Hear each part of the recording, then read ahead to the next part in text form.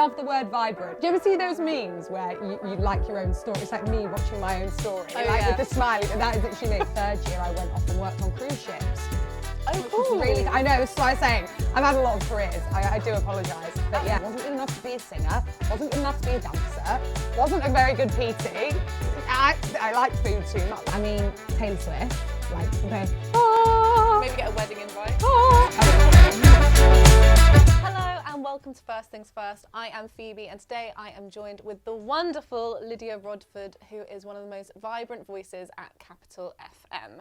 So Lydia, thank you for being with us today. Thank you. I love the word vibrant. I don't think I've ever heard that word before, and the way that we met, which I would love to share because I'm so impressed with the way you reached out to me. Literally reached out to me by being like, we've got a plan for you, here's a website.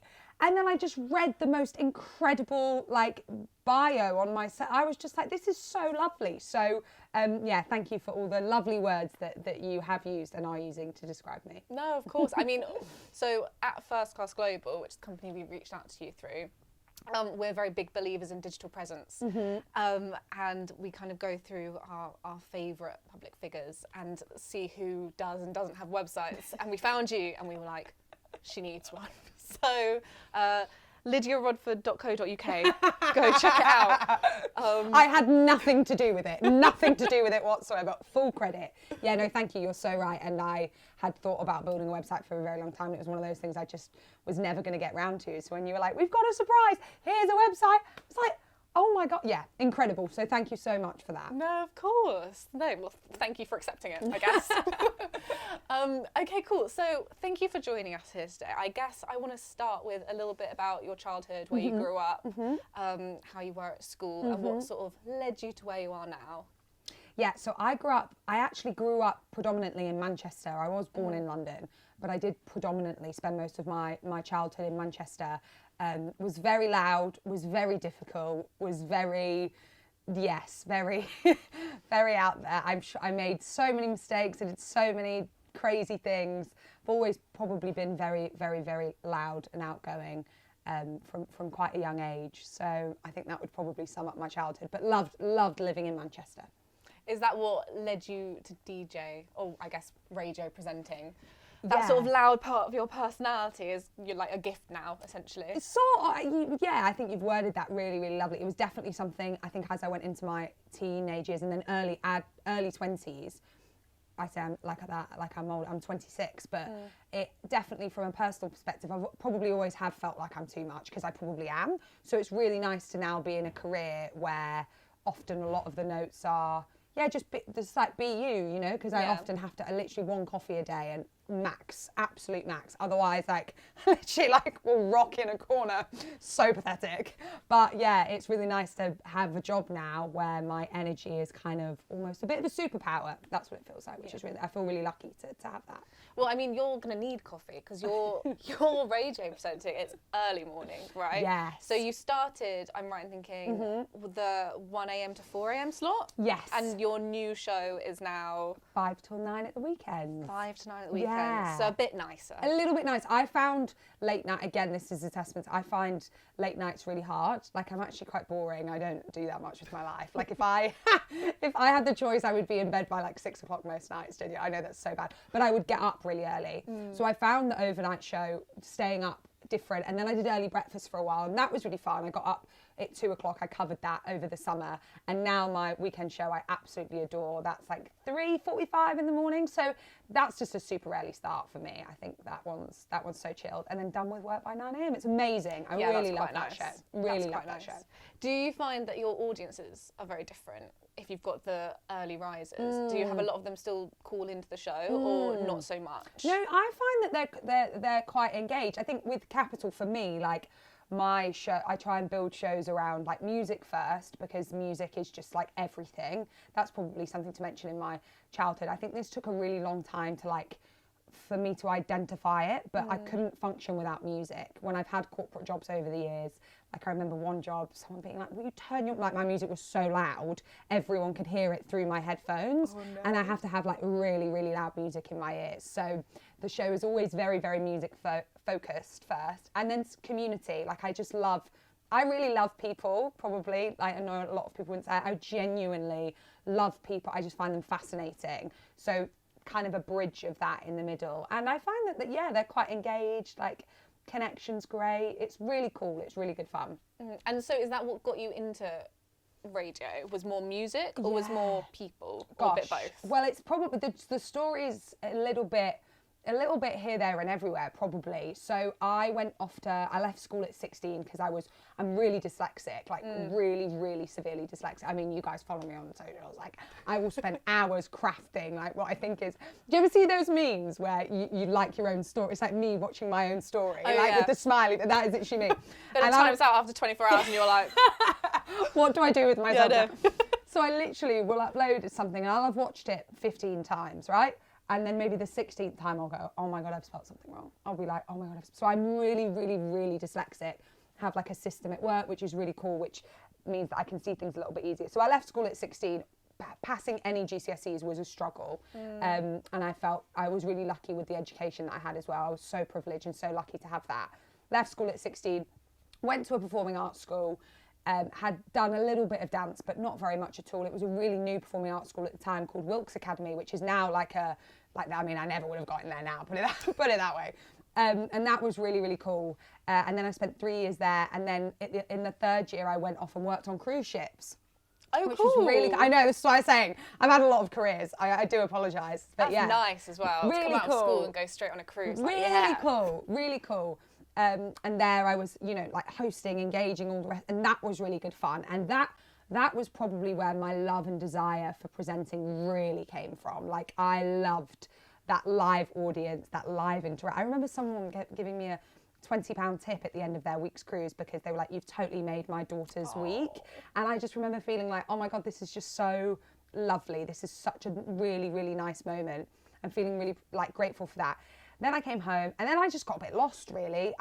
My dad worked in talent management and I think that gave me so much knowledge and exposure from a very, very, I was so privileged to sort of be in and around the media from a very, very young age. And COVID hit and I was really fortunate to kind of, they needed a receptionist at their company and I went and got into that and that was great. And then I was a bit like, hold on, very thankful for this opportunity, but should probably go and try and stand on my own 2 feet. Went over to another management company called Insanity, adored it there, absolutely love the team at Insanity and feel really thankful to Andy and everyone that works there. They really nurtured me as a manager.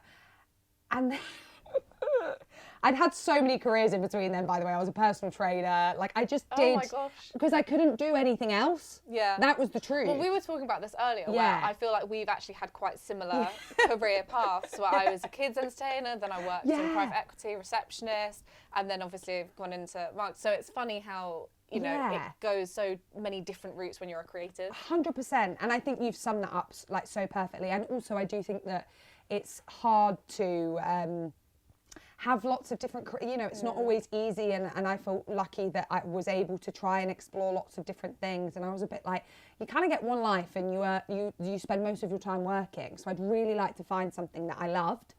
And I did really love talent management. Like, I did love working with people, working in and around people. And then suddenly one day, I just remember being like, I just got a bit lost. I was like, I want to be a radio presenter. Like, I really, really, music, radio. I want to perform, I think. That was why I want to use my energy. I felt like I had to contain so much of myself. I had to manage my own energy. And I found that really, really hard, like just daily. Like, I'll wake up and I'm like, I need to go for a run. Like, it's just like, vroom, it like shoots through me. And I just found that I just had to contain that energy. And then I was just like, I feel like I want to use it. Wasn't good enough to be a singer. Wasn't good enough to be a dancer. Wasn't a very good PT. I like food too much. Like, I just wasn't good. It wasn't a very good DJ. Like, I'm not a very good DJ. I wasn't very good at so much. So then I was like, and I liked talent management. So one day I just turned around and went, I'm going to go and try and be a radio presenter. And everyone at the company that I worked at the time, which is a really great company, was a bit like, huh? Like, what? Like, you're about 180. You're a talent assistant. So I was basically a team assistant. Glorified team assistant. It was like, you're about to be like a talent manager. Like, you're about to embark on this like really amazing career. And I'd signed one girl at the time who I knew, who was incredible, Cheyenne. You know, she was amazing, and I was really thankful that she wanted to be a part of it. And then I just turned around and went, yeah, I've managed to get one day's cover reading the travel at the BBC at the time, reading about the M25, covering like a local breakfast show's travel stint. And I was like, I'm going to go. And everyone was a bit like, huh? And everyone was super supportive. But everyone was a bit like, what? And I was like, well, I'm 23. I've got no mortgage. I've got no kids. The worst that's going to happen is my ego's going to get really bruised. And I think I'm okay with that. Yeah. And that was it. But then even getting a job at the BBC so young, yes, that is big. Like, so many people would want to work at the BBC. So how did you find that route in? So once I'd mentally decided, which was the Christmas, that I was going to try and make this happen, or I was going to go down this avenue, I knew that I needed to know everyone in the radio space. Like, there really is only one way to get yourself on the radio, and that is basically just to email people. Like, there isn't really another way to do it. So I was like, I am going to make it my business to know everyone in the radio world, like as many people as I can. So I just emailed people. I just used to email and say, you know, I'd make sure I'd done my research. So just a bit like you guys reaching out to me. Like, I just used to email. So I emailed BBC London, and then I emailed BBC Sussex. They told me to email BBC Sussex and Surrey because I was living there at the time. And then Mark, who was the first person to ever give me an opportunity, was like, would you like to come in and read the travel? So I was like, yes, please. Well, I shadowed loads of shifts. Yeah. And then he was like, we need someone to read the travel. And I was like, me! I was like, I want to talk about the M25. And that was what happened. He must be quite pleased with himself now, seeing how far you've gone. He must be kind of like, oh, that's right. We occasionally talk, and I think that I just don't think anyone would have thought that this was possible. I mean, me neither. I still pinch myself. So yeah, I think that is definitely true for sure. So would you say, I guess, going into radio is more something that you discovered then, rather than having always known? Yeah, I think truthfully, I think music was always there. I think music, I remember, there is a little bit of a story. I do remember with listening to Galaxy in Manchester with my mum, listening to a guy called Ant Payne, who I now work with, which is just such a pinch me moment. Yeah. And my mum turning around to me and going, you'd be really good at that. And me thinking, yeah, I'd quite like to do that, mum. You know, I can't shut up, can I? You know, school reports and all the rest of that. Well, that would be cool.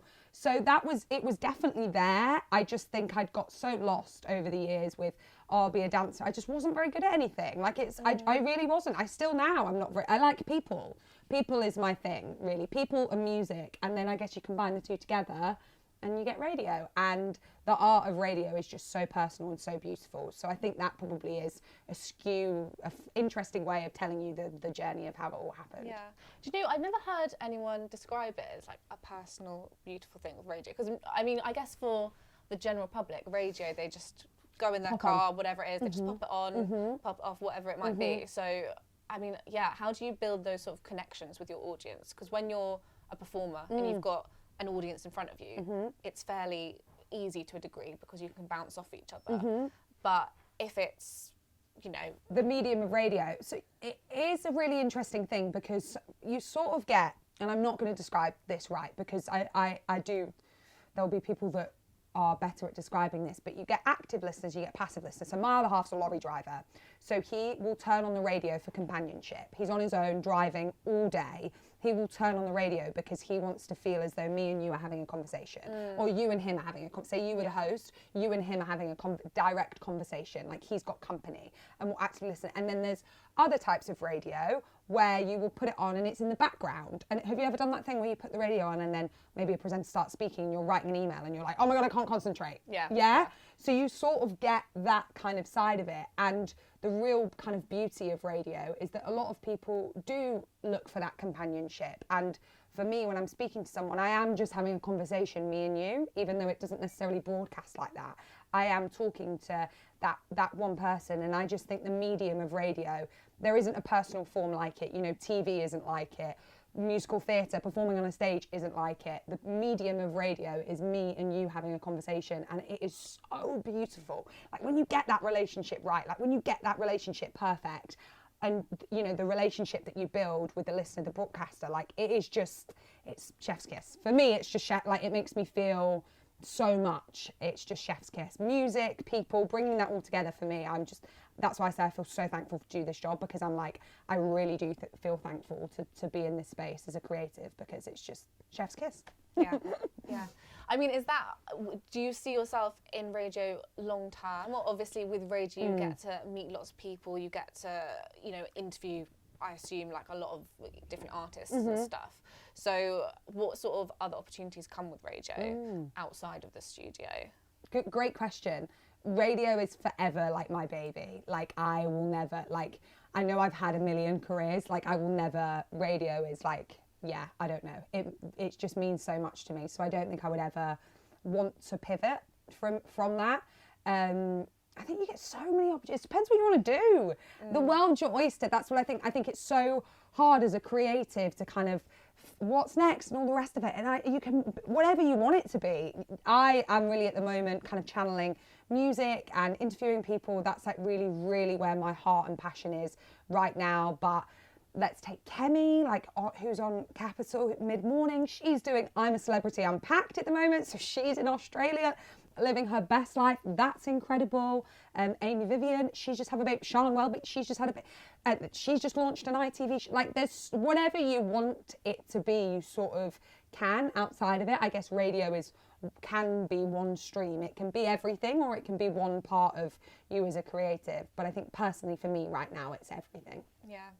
I mean, in terms of something like I'm a Celeb, obviously that's just come back. Yes. Is that something you would ever do? Oh!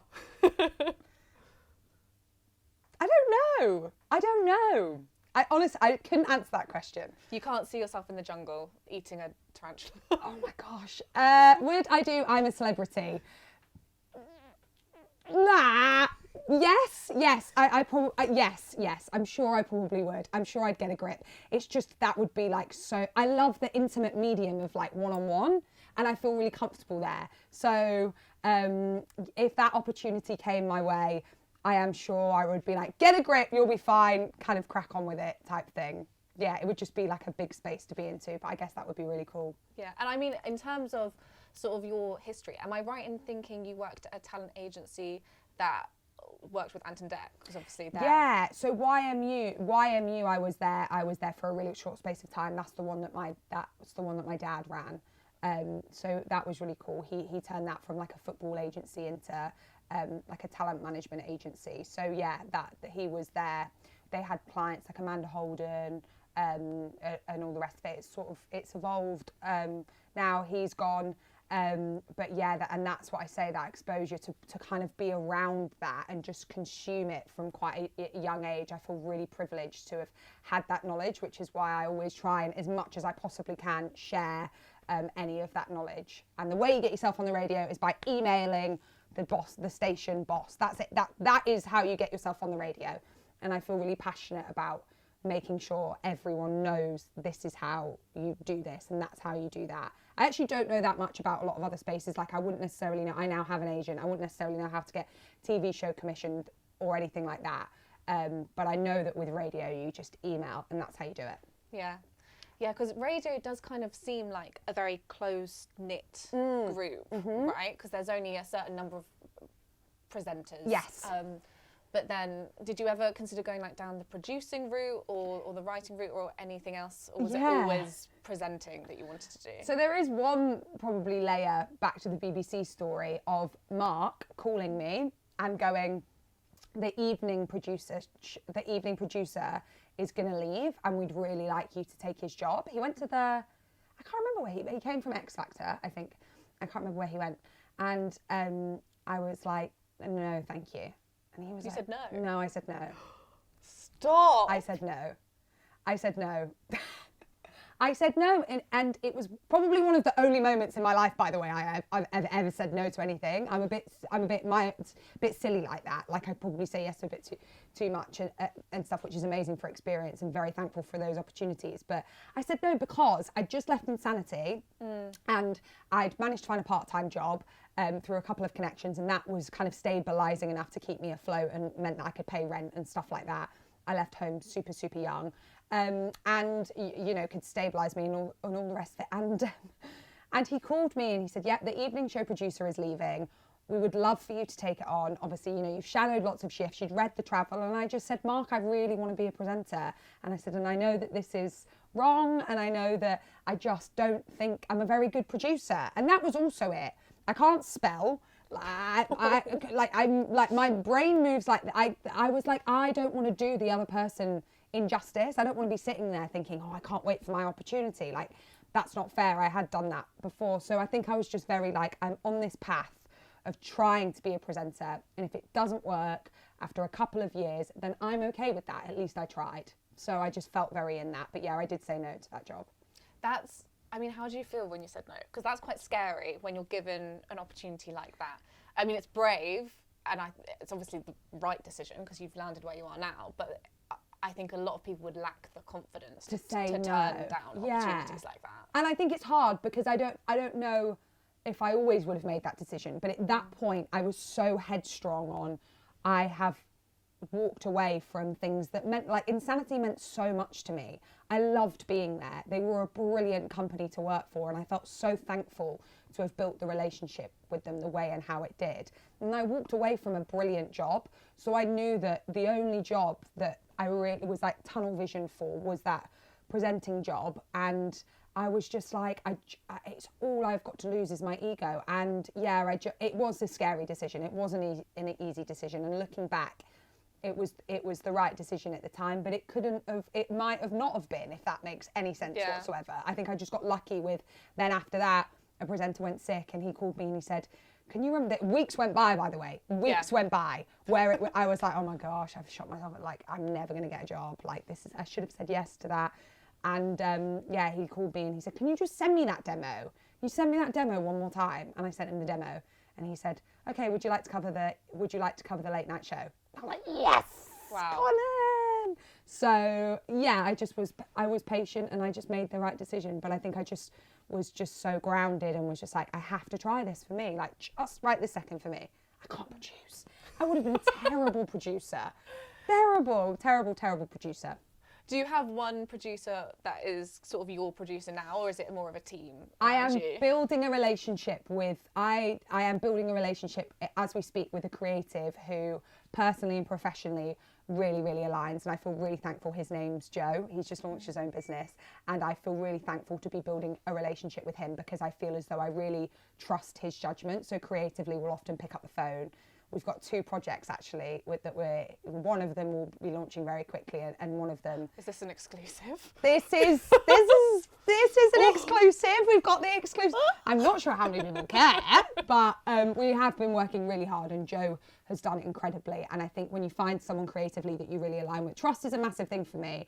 And I think I really trust him personally and professionally. So I know that when there's bubbling ideas going on, which is just 24/7, like as any creative knows, like it's just, you know, I'm just constantly like, what about this? And can we think about that? Can we do this? Can we do that? I'm like, Joe. He's like, by the way, I'm on a shoot today. If I don't run, I'm like, okay, that's your way of exercising boundaries. We understand. So yeah. It is so true though, when you get sort of that spark of inspiration, it's like you need to tell someone right now, otherwise it's going to go 100%. And then when it does go and you're trying to explain the idea, you're like, yeah, so we're going to get like a bunch of balls and a pit and it's going to be, and they're looking at you and they're like, what are you talking about? So 100%. So yeah, I resonate with that a lot. What goes into, I guess, collaborating with a producer for a radio show?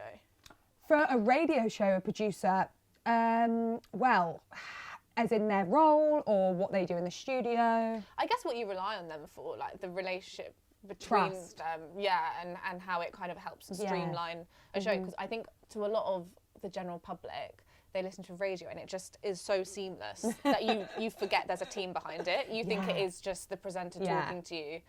You know, they've put on a mic and they're going, oh, here's a song, and then here I'm talking about this. Whereas obviously for it to go that smoothly and for it to feel so seamless, I assume it has to be quite a lot of structure. When I say there is a job for everything, and like working for Global is like, I feel so privileged. The team work so hard, like every single person. Any job that you can think of, there is a job for it. And I think when it comes to the producers, the kind of Callum, who I work with really closely at the moment, I've worked with a wonderful individual called Gemma. It is about that trust again. It's about trusting that they're writing something that I can then digest and then kind of speak, and it feels the communication between us feels very natural. So I think it's just about being in the room with someone that you feel comfortable with, because I've never had an experience of where I've worked with someone that hasn't been quite right, but I do know other people that have, and it can affect you on air, I think. So just getting the relationship right between the producer and the presenter, from what I have learned and consumed and can see, I think is really important for like a seamless show. But yeah, honestly, there are so many people that work so hard. Like there really is a job for absolutely everything you can think of, and that's incredible, especially at Global. Yeah.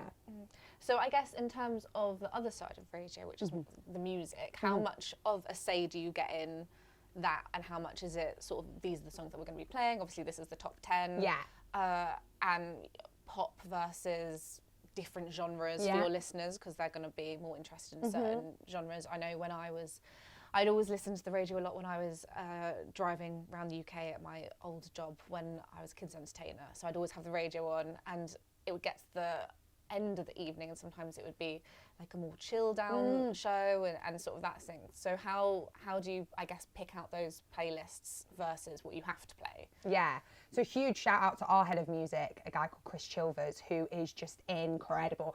And I think we're the same in the sense of like music is just our entire life. Like we just live and breathe it in every genre, and I can appreciate any type of music like on any level. And his job is so intricate, the way they test music. There's so much thought to it, like with how often you stream, when you turn songs off. There's so much more that I could even like be able to tell you. It's just incredible. He's an incredible individual, and the team worked really hard to kind of craft a playlist. And for us, that is pop music and pop culture and what's going on in that kind of world. And then obviously we kind of talk around that. So there's a lot of thought that goes into the playlist. And again, the team worked really, really hard to kind of create and bring that to life, which is really cool. Is there any songs that you get sick of playing? Do you know what? I don't really. I just don't. I just love music. Like I really, really love. It sounds like a broken record. I just really, really love music. So I don't think I've ever felt like, oh, I'm sick of this, or oh, this is the same. I get really overexcited when perhaps I'll, say to Chris, I'll be like, have you seen this? And he's like, yeah, this is quite cool. And then suddenly they're on the playlist. Like that's really cool. That's a real kind of pinch me moment, because you feel as though you're kind of creating, Sienna Spyro is probably one at the moment with Guy on This Hill. Yeah, I remember saying to Chris, have you seen this song? Have you heard this song? He was like, yeah, we are looking. And then a couple of weeks later, it was on the playlist. And that is just incredible because, she is just, such an incredible talent, as so many people are. So I think I get really excited, the opposite answer to your question, when kind of that new music lands on the playlist. And where do you find your new music? TikTok. Yeah. I was going to try and come up with a really clever, I read it in a cool magazine. answer. I read it in an I article. read it and then I found it. But I am actively searching. Yeah. Like I 100% am actively searching because like, yes, okay, I might get something really cool on TikTok and then there's a whole new repertoire. Like there's a guy at the moment, if you need new music recommendation, called Jerub. And oh my gosh, he's got a couple of songs that I am mesmerised by him. And he's actually, he's grafted really, really hard. And it's just a moment there's just going to be, he's already hugely successful. There's just going to be a moment. So I do actively go and look for those people because for me, music is my life. So I also like to find new music, find new artists. But I guess that kind of quick, fast pace, what's going straight up. I think I read something like 84% of the music that kind of is successful from the dominating charts comes through TikTok. Oh, is it really? Yeah, I read that, I think yesterday or the day before, something around that. Don't quote me on that, but it's a really high percentage ultimately. Because I suppose with TikTok, you have so much potential to land on the For You page, which is going to reach audiences you haven't found before. And I guess kind of almost what you were saying, where to get into radio, you're emailing all the top executives. TikTok, you're getting your music straight out there to consumers. So I guess 100%. It is sort of the best place for new musicians to be then? I think so. I think it must be really hard. And look, I can imagine there are people watching this feeling extremely frustrated. I think there are musicians who feel really comfortable being content creators and it comes really natural to them and they're really happy to do it. It's kind of with every stream, radio presenters that don't feel very comfortable being content creators, you know, like, and if you feel comfortable, then amazing, you can run with it. But equally, it's tough because you can have one song and then if you don't have to, you kind of have to follow up with that and it makes it super fast paced. So I think everyone has a different opinion on it, but I think it is certainly a big part of the music industry and something that if you can, it's good to be on. But equally, I went to ADE, I worked for Amsterdam Dance Event for Medusa, James Hype, and a new producer called Genesee recently. And his team, his name's Gio, and his team were saying that he just doesn't do any of that because that's not him. He's very old school. He will actively move away from socials, from TikTok and all the rest of it because this is a strategic decision. Good for him. Yeah. He is so successful. The journey he is on is incredible. So you don't have to, like to a degree that is just noise. So if you can and you want to tap into it, great. But equally you don't have to. There are definitely still avenues of not having to kind of, you know, jump on the same sound every 5 minutes. Yeah. Is that something you find pressure in your industry? Obviously it's quite public facing, so with your own feeling like you have to suddenly become an influencer to kind of I guess push yourself forward, is that something you deal with or is that something you like? I find it really fun. So you're on a like really fun like I just think this is the coolest job in the like there are people out there saving lives. Like my best friend, she's a midwife. She texts me like I'm on a 3-hour night, about to go on a 3-day night shift, like 12-hour shifts. I'm editing content. I'm talking for a living. Like it's so, I feel so genuinely so thankful to do that. And I wish I was, you know, I wish I could, you know, do lots of other things, I'm sure. But no, for me, I'm just like, this is what the job comes with and that's cool. And what an and it is 2 different jobs though. You're right. There's the radio presenter and then there's kind of the like mini content creator, which is just so fun. I literally have like not even 10K followers and I'm like, hi guys, you know, like who does she think she is? Seriously. But you know, it's fun. It's nice to do. Yeah. Yeah. I mean, you can shout out your @ right now if you like. So what is my @ Lydia _Rodford. _Rodford. Is it dot? I think it could be Lydia.Rodford. Lydia. We'll link it. Do you know what? You don't even want to follow it anyways. Unless you like music, I wouldn't bother following because that's all I talk about. Yeah, because I mean, I think obviously there's so much pressure nowadays for people to be an influencer. Yes. And then if you're an influencer, then you have to share political views and then you've got to share them in the right way. Yeah. And it's a lot of outside noise, I think, that can distract people from why they started in a certain industry. But equally, social media is so powerful. So it's such a great tool to use. Yes. And I say to my friends, like, this is work. Do you know what I mean? Like, and that's how I look at it. You know, I find it a bit stressful sharing like when I share my life, maybe that's what you're asking me. When I share my life, I don't mind talking about it, but sharing it online. So like earlier this year, we lost my stepdad tragically in a motorbike accident. He was killed by a drink driver. And that was really, really, really, really tough for me and my family. And they're very much still sort of going through it. And sharing that, like just sharing that in any way, I find really, really uncomfortable. So there is a double-edged sword because obviously you want to keep it as close to, you know, being genuinely real. But I do find sharing my personal life overstimulating and I would rather just talk about music. Like what I love about presenting as well is that it's not about me. So even right now, it's like I prefer it being about, it doesn't need to be about me. Let's talk about music. Like, let's talk about something that we want to talk about. Or if you're an artist, let's talk about you. Do you see what I mean? So there is a fine line, depending on what's going on in your life, of getting that balance right. And this is what I just find what works for you. All that matters is what works for you, like nothing else. Yeah, because I think that is something that it can be difficult, how to stay authentic without giving everything about you away. Yeah. Because, you know, it's almost an expectation nowadays. There's so many reality TV shows 100%. where it's kind of like if you're a public figure, people expect to know everything about you. Yeah, for sure. Same with paparazzi, you know, people want the ins and outs of relationships and stuff. So I think I admire that you kind of, I guess, have some sort of gatekeeping of your life still. I'm not sure that that's the right thing to do. I just know that it's just a bit overstimulating. And I just think that, like, just share whatever you feel comfortable with. You know, like, you are the creative. So if you find an avenue that you feel comfortable with, then run with that.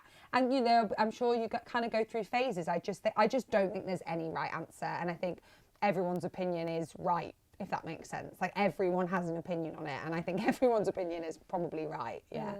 How do you deal with being so public facing, on air, having to be bubbly when things in your life aren't maybe, you know, you're dealing with struggles such as what you mentioned, which obviously is horrible. I'm very sorry. No, don't go worry through at all. that. But yeah, how do you then turn, because you're obviously, your job is so bubbly and uplifting and being so almost about everyone else. So I guess, is it a form of escapism that you can jump into that? You've totally hit the nail on the head. Like, I would, it's an escape, like, and it's about other people, and I just think it's wonderful. Like, I don't have I love being on air probably when things are going on, because it is just like a little happy bubble. It's me and you, and we're just going to talk about music, and then you come away feeling so energized. You just come away feeling like, oh, that was so nice, and then you almost go, all right, back to reality. Do you know what I mean? So it is a really, really wonderful space. Yeah. Do you know what? It almost actually makes sense that you're a personal trainer, because again, it's like. Does it? No, but honestly, like, it's the endorphins where you do something physical and it jumps you out of something else, and I guess it's the same with presenting, where you're suddenly jumping into something 100%. And putting a lot of energy there. And I think that word for me, energy, is just like, definitely. You've literally hit the nail on the head. Like, sometimes I'll be like a bit flat, and I'll be like, oh, I've just got to shift my energy. And I will literally like shift my energy, and then it changes everything. So I think energy is, I mean, it is for all of us, isn't it? But I definitely feel like, for me, I try and manage it like where possible, because I find that makes things even better. Do you have any like little rituals you do before going on air? I don't have rituals, but I definitely have things that I've learned over the years of like, well, I mean, when it comes to being on air, I guess ultimately, like, I will always do like what I would call like a little bit of a warm up. I would always listen to a show before I go in, like always, whether it's in my headphones or if I'm in the middle of the night in my car. Another Capital FM show, or like a TV show? No, either mine or someone else's. Normally, if I'm literally about to go on air, mine, so like that instant feedback. And then when I'm not on air, I'll listen to other shows for like space to be like, oh, I really like that, and that was really cool. And I'm always listening to the radio. That is 100% what I will say. Music is like for me, and then radio is like work, if that makes sense. So if I'm listening to the radio, that's because I'm actively listening for work, whereas music is probably more like me listening to something, if that makes sense. So yeah, before I go on air, I will always listen. But then when I have like big jobs, or like, you know, like I was saying about the Amsterdam event, or if I'm doing anything like that, I need quite a lot of space in my own head, like quite a lot of head space to manage my own energy. So that's just like kind of trying to just, I don't know, now I'm going to sound like a right idiot, but just like kind of ground myself, just, you know, remind myself I'm thankful, I'm grateful, this is super sick. Make sure I'm prepped. I like to know things inside and out. That's what I'll do. So much research. Like I will do so much research, like silly research, because I just think then you can do what we're doing, just like have a really nice chat, and it feels really natural. So I guess that's a little bit of a ritual. Listening to a show if I'm on air, if it's a job outside of it, being like fully prepped so that I know I can get my energy right in the moment. Is there anyone that you're hoping to interview? Any favourite artists? Oh my God, you cannot ask me that question. Go on, any favourite artists? You cannot ask me that. Oh my gosh. Who would I love?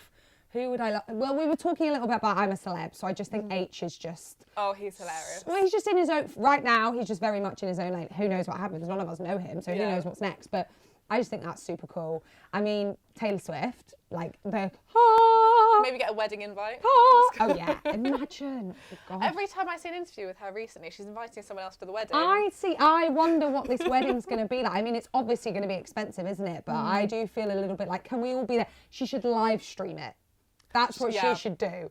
Yeah. She should, I mean, I imagine it's not going to be priority on her wedding day, but if she's got 5 minutes, you know what I mean? Just set up, you guys know, just set up a little camera, like let her live stream and be fine.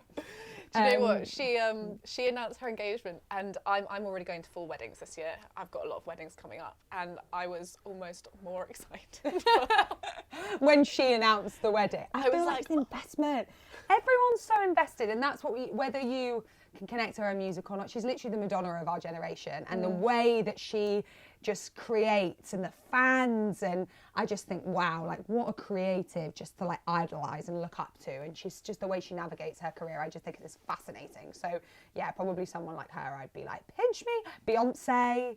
Do you know what I mean? Yes. Any kind of female icons. Yeah. Just to have 5 minutes. Do you know what would it be is cool. with both of them as well? I think it's so rare to be able to sustain a music career, because often you'll see people, you know, they'll come up and then they'll have a hit and then they'll go. But I think what both of those, you know, Beyonce and Taylor Swift, they've both managed to sustain through all the genres and keep relevant, which 100%. is so hard. 100%, and definitely, like, let's point out, like, as women as well, you know, to navigate their personal lives. Like, I just think they are incredible, and I just think anyone that manages to do that, and I have so much respect for all musicians, whatever level that they are. You know, I think truthfully that is probably what I would have quite liked to have done. If I Yeah. could have sang, and believe me, you don't want to hear a vocal. Well, we've got a that would have been- microphone here. Yeah, everyone will be like, bye, we're done. Yeah, I think that the way that I admire musicians is phenomenal. So hard question to answer, but there's a couple. Yeah. Okay, so my last question, I guess, is what's next for you? Do you know what? Genuinely, I am so happy with, right in this second, if you were to ask me this question next week, there would be a different answer. But right in this moment, I keep thinking, I don't want anything to change right now. I feel really privileged. And for me, every couple of months, probably every 6 months, there comes a bit of a phase where I'm like, right this second, I really want to focus on the art.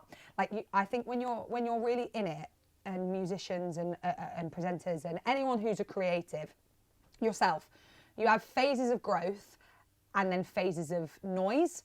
So for me, like, there's been so much that's happened over this year, so much, and I'm so thankful for all of that. And right now I feel like I'm in a phase of really actively listening to the radio, watching what's going on, like really working on what I would call the art, looking for those musicians, launching creative projects, like actually working on the art itself, rather than, oh, I'd love to do I'm a Celebrity, or I'd love to do Strictly. And like I said, who knows, one day maybe those things, very long way away, very, very long way away if they are in the pipeline. For me, they're very, very far away. Anything TV related. Right now, I just really want to focus on exactly what I'm doing and focus on the art and be really good at what I'm doing right this second. I know that's not a very fun answer, but I think that's a perfect answer. I think it's rare, actually. So many people nowadays are constantly looking for the next thing, and they're constantly looking for the next thing. It's very rare to be happy and happy with where you are and For go, sure. I'm good. And then if something else comes, great. If it doesn't, I'm good. I think that's a great place to be. So I think that's a lovely answer. Thank you. Well, thank you. No, and thank you for honesty. Thank you for having me and the way you guys have looked after me. Like I feel really privileged to have met you and connected. And like I said, the fact that you just messaged me, like, here's a website. And it was the website, but then it was also the bio that you'd written on me. I was like, this is the nice, can someone put this on my wedding day? Not that me and my other half are going to get married. I was like, babe, this is what you should say in your vows. You know, this is how. And it was just so wonderful. So, and it's moments like that I just genuinely feel really, really, really grateful for. I didn't ever think I could, you know, make something like this a reality, and I feel really privileged to be in this space. So it's really nice just to have a phase of enjoying life is exactly where it is right now. Amazing. Well, it's our privilege. So you are more than welcome. We're glad we got you before you're too big to find. You've said that to me a couple of times. Stop saying that. Not true at all. Not true at all. Not true at all. Thank you so much for watching today's episode. Don't forget to like, comment and subscribe, and tune in for our next one.